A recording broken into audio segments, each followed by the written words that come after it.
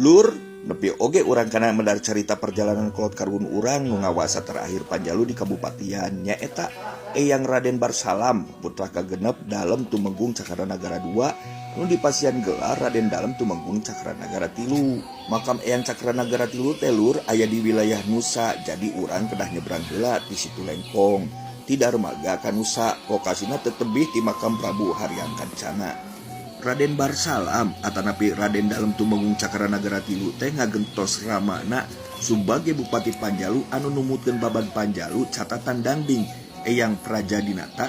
Eyang Cakranagara III teh ngawasa salami 33 tahun. Tah dina tahun 1810 wilayah Kawali anu kawit dipupuhan ku Raden Adipati Mangkupraja III dihijikeun jeung Panjalu asup janten wilayah Kabupaten Panjalu nu dipupuhan ku Raden Cakranagara III. Nusa terasna Kawali dicepeng ku Raden Suradipraja hiji. Dugi ka mangsa tahun 1818, pamarentah Walanda ngaluarkeun kabijakan ngahijikeun Panjalu, Kawali, Cihaur, Rancah, ka jero Kabupaten Galuh. Nya dina mangsa eta oge Raden Cakranagara III liren pangsiun janten Bupati Panjalu. Ti harita Panjalu janten kademangan setingkat kawadanaan anu dipimpin ku Demang Sumawijaya putra Raden Cakranagara ka-3. Sementawis putra ka-7 nyaeta Raden Arya Cakradikusuma diangkat janten Demang atanapi wadana Kawali.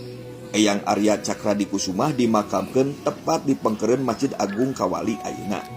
Eyang Raden tumenggung Cakranagara III teh kagungan 12 putra lur. Anu kahiji Raden Sumawijaya, makamna aya kene di Nusa.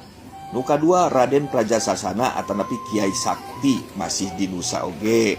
Nu katilu Raden Aldakanata. Nu kaopat Raden Wiradipa. Sanes Wiradipa nu dimaparahnya lur eta mah sepuhna deui. Nu kalima Nyi Raden Wijayaningrum. Nu kagenep Raden Jibja Kusuma. Anu katujuh Raden Arya Cakradikusuma. Nu kadalapan Raden Cakradipraja. Nu kasalapan Raden Baka, nu kasapuluh Nyi Raden Kuraisin, anu kasabelas Raden Raksadipraja, anu ka-12 Raden Prajadinata. Tah kitu lur, Eyang Raden Cakranagara III teh wafat dina yuswa 100 tahun. Ya dimakamkeun di Nusa Larang Situ Lengkong Panjalu.